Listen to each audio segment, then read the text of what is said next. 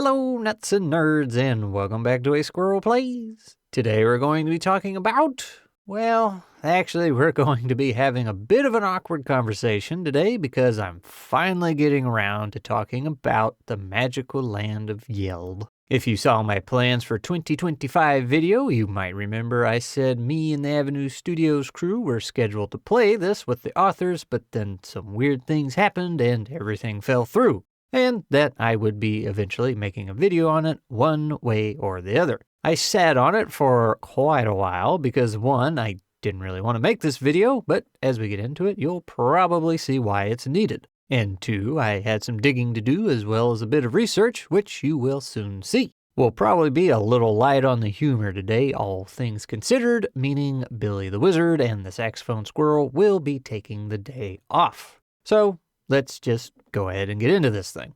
So what is the magical land of Yeld? It was actually a fun idea and solid concept that looked to be really cool.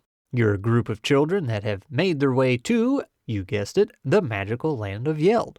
The goal of the game is to escape this magical land by defeating the 7 hunters. The trick is you have to do that before your character turns 13 years old. If you don't, they will turn into a monster, which gives them new abilities and detriments so they can still help the party, but they can no longer leave the magical land of Yeld. In other words, you have this ticking clock that you're working against, and I thought that was an interesting mechanic. There's also a ton of old school Final Fantasy inspiration throughout the game, which I of course had a soft spot for. It uses nothing but D6s and had a fairly forward character creation process that allowed you to grow and level up through classes, advanced classes, and eventually into the monster class if you don't make it out in time. The PDF is also massive and very beautifully done. It's an absolute killer in quality. They even sent me a physical copy of the book and, well, it's impressive. And as I was initially reading through it, I thought it was strange just how large it was because this game was supposedly designed for a much younger audience. Per their website, 8 years old and up. I didn't think too much of it at the time because I know I've always been a little slow at learning new things, but it still stood out to me and I felt like kids would struggle with all this information and rules. But just hang on to that thought for now because we are absolutely going to come back to it later. Now that's a very quick look at the game, so let me start the long story of what happened and how it all went down. And in order to do that, I need to get a couple things out of the way because this is going to be a very controversial video for some. First off, if you're watching this with your kiddos around or with the volume where others can hear, you might want to pause the video and rectify that before continuing because it's going to get a bit weird in places. Second, I know there's going to be a lot of opinions that come from this, and that's fine. All I ask is that you actually listen in full to what I'm saying before you make a comment. And when I say listen, I mean it. Stop playing me at 2 times speed, don't have me in the background where you're half paying attention, stop multitasking, and watch the dang thing twice if you have to. I've had more than a few comments in the past where it was abundantly clear somebody didn't actually pay attention to what I said, and I would like to avoid that as much as possible for this video. Also, and mostly for legal reasons because I don't want to get sued for defamation or something stupid, I am not saying, implying, or insinuating that the authors of this game are up to nefarious acts in any way, shape, or form. I am just presenting the information that I found on the internet they willingly put out on display for all to see. What you glean from that is up to you, and your judgments are your own. If anything, this entire video should be a good reason to do your own research. Now, it all started with an email from a lady by the name of Ivy B, who was the PR rep for the Yeld team. They were looking for YouTubers such as myself to get the word out about Yeld. The team had just recently completed a Kickstarter for their second edition with a not-so-small sum of $25,000. To celebrate, they were giving away the first edition for free. Naturally, I went and grabbed it and read over it like I always do before accepting anything. What I saw on the first edition, as well as their website, looked good. Like I said in the beginning of the video, it looked like a super fun concept, and I didn't particularly see anything that might be problematic. I did immediately get the vibe that these people were the type that really like to pat themselves on the back while saying, "Look how accepting of diversity I am." I'm sure the expansion for wheelchair rules didn't help that view any, but hey, it's fine. I might think it's a little silly to put it on display like that, but maybe their hearts are in the right place. We can never really know. Also, I will fast forward through all the communication problems we had getting started because there were a lot. As they say in the corporate world, there was a lot of opportunity on their end regarding communications. The important part was that I was offered a PDF for the second edition in the first or second email, and I didn't get it until way later, which is partly why things went down the way they did. So, take a time jump a couple months ahead, and here we all are in the Avenue Studios Discord. We have a thread going with me, the Avenue Studio crew, and the 2 creators of Yeld. One was going to run the game, and the other was going to join as a player. We have a date set and everything, and we're all looking forward to it. I was already familiar with the rules since I had read the first edition, and Ivy had originally told me nothing mechanically was really changing between the editions, so I wasn't pushing too hard for the new document, and I had already asked like 3 times at this point. But I finally got it, and as the date closed in, I thought I should probably look over it just to double check because maybe the PR rep wasn't exactly sure what all got changed. And boy howdy, did things change. The first thing that I noticed was that every character mentioned had pronouns listed next to them, including the dog. I didn't think much of it. I just thought, okay, that meshes with the vibe I got earlier from the first edition. No big deal, right? Pronouns can't exactly hurt you. Then I got to reading the lore dumps on the creatures and noticed a trend. At the tail end of the description for each was the same focus, and I'll give you some examples. The King's people display a wide range of gender identity, sexuality, and sexual preferences. King's people will form romantic relationships with almost anyone and can breed with many other humanoids. Fairies often marry and build families with non-fairies. They cannot breed with other people of Yeld, but adopting children is a very old and common fairy tradition. The people of the animal tribes are much like the animals of our world, displaying a similar range of sexual attraction and a similar spectrum of gender. While animals, of course, don't breed with King's people, there are ancient magics that once allowed the animal tribes to take humanoid forms for a short time. So, it is not uncommon for King's people to have a parent or a grandparent that is a fox or a toad or a raven. Mermaids were designed by the deep to be able to breed with the people of Yeld, but the resulting child will always be a mermaid. Goblins wear masks all the time and have no obvious secondary sexual characteristics that can be used to identify their sex. Goblins do not reproduce like the other people of Yeld and very rarely form sexual or romantic relationships with non-goblins. Now, considering this was supposedly a game designed for kids, 8 years old and up, as well as the fact you play as said kids around that age, I thought that was a little weird. I know times change and 8-year-olds are probably very different than from when I was 8, but is this what they're doing now? Am I that out of touch? Do 8-year-olds take an interest in the breeding practices of fantasy races? I know when adults take an interest in such things, we typically excuse ourselves from the table and stay as far away from them as possible. But anyway, I pointed it out to the Avenue Studio crew, and we all agreed that was a touch weird. Dan from Avenue said he would still play in the game so I could test it out and review it, but he wouldn't stream it as he only streams what he is comfortable promoting, which makes sense. So Dan wrote up a nice little message in thread explaining the situation, with the key part being, our channel has a strict policy of not promoting any type of sexual content for underage audiences, so I am not able to host a live play stream of the game. Nick said, that's unfortunate, and didn't want to run a game off stream for us and left. Now, people have mixed feelings about this. Some people say that was a totally valid response and leaving was the best course of action. Me personally, I think it's a little weird he didn't try to explain it on his way out. If I wrote a book and somebody said, hey, this is sexual content geared towards minors, I would throw out my defense, then leave. I fully acknowledge that there are people out there that will see things only the way they want to see them, and truth be told, some of you might think that's what I'm doing right now with this, but again, I would at least throw out some kind of defense before walking away. At the very least, I would want it on record I said, no, it isn't. So their response makes me think that they've encountered this before, which could tell you something. And that was that. Crash and burn, no game. Or at least, I thought and very much hoped that was the end of it. While I didn't get to play, I figured I could at least still review it, right? But at the same time, I really didn't want to because the content felt weird. So, like normal, I sat on it for a while to see where my thoughts and feelings would eventually take me. I also wanted to be fair towards it and started to reach out to various different circles instead of just the little bubble I was in at the time. And this is where I'm going to offend everyone. I went all the way from the blue-haired keyboard warrior that spends too much time online all the way over to the gun-toting redcap. And guys, I'm gonna be honest, I'm really surprised at how consistent the responses were. Believe it or not, I even started with a Reddit post, and some of you know how much I absolutely hate it over there. Color me surprised, but the top few comments I think covered it best. The top comment said, they tend to want cultural information like we saw, and he makes a fun and interesting point with dwarves.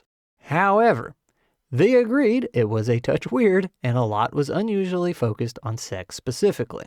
Remember, this isn't just a game marketed towards kids, it's a game where you play as kids, typically under 13. And just a fun fact, this graphic used to be on the front page of their website. They've since removed it, but the FAQ still says it's for 8 and up, and the physical copy I have says 10 and up. And in order for the second top comment to make sense, I have to give you a little bit of context. Yeld actually came from a webtoon, and in said webtoon, a creature from Yeld goes through the portal and ends up in the real world. The little monster girl is said to be like 4 years old in the words of the comic. Then there are scenes when the kid monster is in the toilet getting peed on, as well as eating human feces. Really fun stuff. So the second top comment says they don't know anything about the game, but the webcomic is 100% handling material in an artist's barely concealed kink way.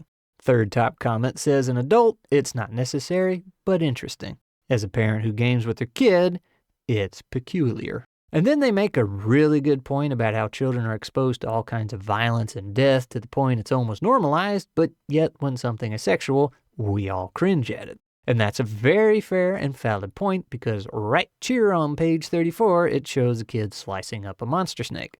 But I've also made a video before talking about how you really need to make things like death and violence have more impact and actually matter in your storytelling instead of being laughed at. But more importantly, I have also recently talked with someone that's been in the brain business for a while now and has been working with other certified professionals in the field to design a TTRPG specifically for children. Needless to say, he was shocked and appalled at what this game had to offer, and yes, agreed the violence was also out of place. So congratulations, Mr. or Mrs. Sagas of Unending Loss, you are correct. It is also worth noting that the same person says, it's weird to include this in a kid's game, for sure. And of course, there were a handful of comments that completely missed the point of what I was asking and told me I'm just a big ol' LGBT hater. Even though I provided multiple examples, it was those dang lesbian fish people I couldn't get past apparently. But I made this post as a way to get a feel for what others thought, and like I mentioned before, I personally reached out to various groups who I knew had different beliefs, morals, views, political opinions, all that good stuff. And yeah, an overwhelming majority thought it was pretty dang weird. So then I decided to do a little research on the two creators, Nick Smith and Jake Richmond. And let me tell you, these guys go way back and have some interesting work under their belts. Whether it's something they both made or one made and the other helped playtest. The first one I found was Classroom Deathmatch. 50 Japanese high school students are forced to fight to the death in a televised contest. Okay, that's not that weird, especially considering some of the animes out there, but the focus was still on the youths. But hey, it's only 2 games, let's not jump to conclusions. The third game I found was Panty Explosion. Yes, you heard that right. Now let me read you a little something right out of the book. Before we can start playing, each of us will need to create a student. Our students will all be teenage girls who attend Adarashi High School. And again, for legal reasons, I'm not accusing or implying one thing or the other. I'm just presenting what I found. Your judgments are your own.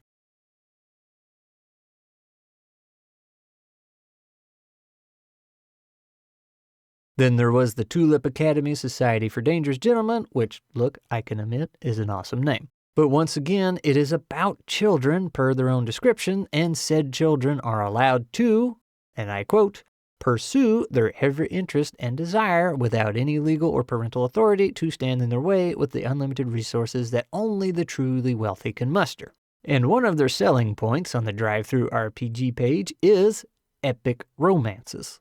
Now, is that really something you want to get into detail with when you're, minors? And it's not just the Tulip Academy. It's also a selling point on Adarashi High School, which I think is a bundle of games. I am not sure what it is exactly because at this point I was super done with the whole thing. Unfortunately, there's more. There's some work done by Jake, whose art style you might recognize by this point. Apparently, he's got a little bit of a fanfic comic thing going with the legend of Korra. Just your everyday stuff like Korra's dad giving her a book of lady bidding that she reads while diddling herself on the toilet before jumping in the sack with Asami, as well as an in-universe Korra fan club that apparently gives Korra a spirit penis because how else would she impregnate Asami? Perfectly normal content from somebody making a TTRPG for kids, right? Right? And look, more seriously, I understand that you can wear multiple hats. You can make a super hardcore, blood and guts filled video game, then turn around and make Snugglepuff's Big Hug Adventure, right? But there's a lot of flags here, man. Doesn't help that he takes the design from Sid's kids game and, well, maybe keep the hats a little more separated, you know what I mean? And something occurred to me right before I got to working on this video, or at least the first time I started working on it, and I started to bring it up at the very beginning when I thought the book was a little dense for kids. I was looking at drive-thru RPG and some game called Hero Kids popped up on the sidebar because it was on sale. I thought, oh hey, my buddy Craig might like that for his kiddos, so I went to check it out. Not to get into it too much, but it seemed like a neat game. D6s, super simple, easy to read instructions, and the part I thought was really interesting was that it had multiple levels of complexity to match the age and development of your child. So as they got older, they could play with more complex rules. And I thought, well shoot, that's pretty neat. That's a game that's actually designed for children. And that's when it hit me.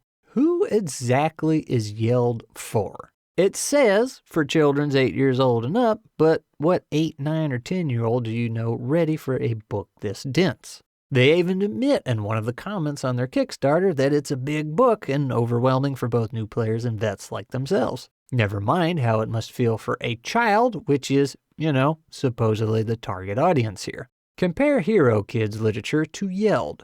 Which one looks like it's meant for kids? Why is Yeld talking about breeding so much and chopping monster snakes into bits with blood spewing everywhere, and Hero Kids is, well, this? Which one of those says, I was made for children?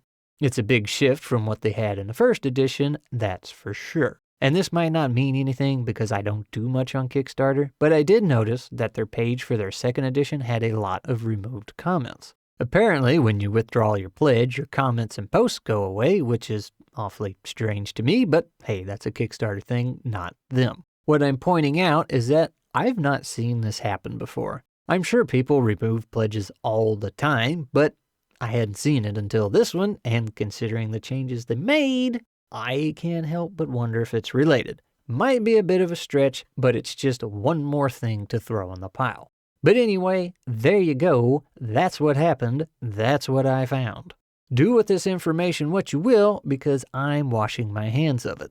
Unfortunately, there's only so much I can do about my search history now, and I think the fact that I'm even making that joke screams volumes about this whole thing.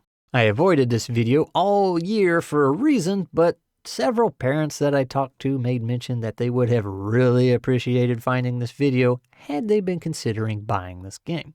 In other news, I'd actually really like to take some examples out of the first and second editions to use in another video to talk about how they actually killed creativity by trying to add more lore to their creatures, because I think it'd be a great thing to dive into, but I suspect some folks will think I'm just hating on Yeld at that point. Which stinks because it would be a wonderful learning opportunity. Anyway, sorry for the negative video. Please be civil in the comments and don't go the way of the Redditor and completely miss the point I was trying to make. It's not about gender identity and representation. It's about the very questionable sexual content presented to minors in a game where you play as said minors. Big difference there.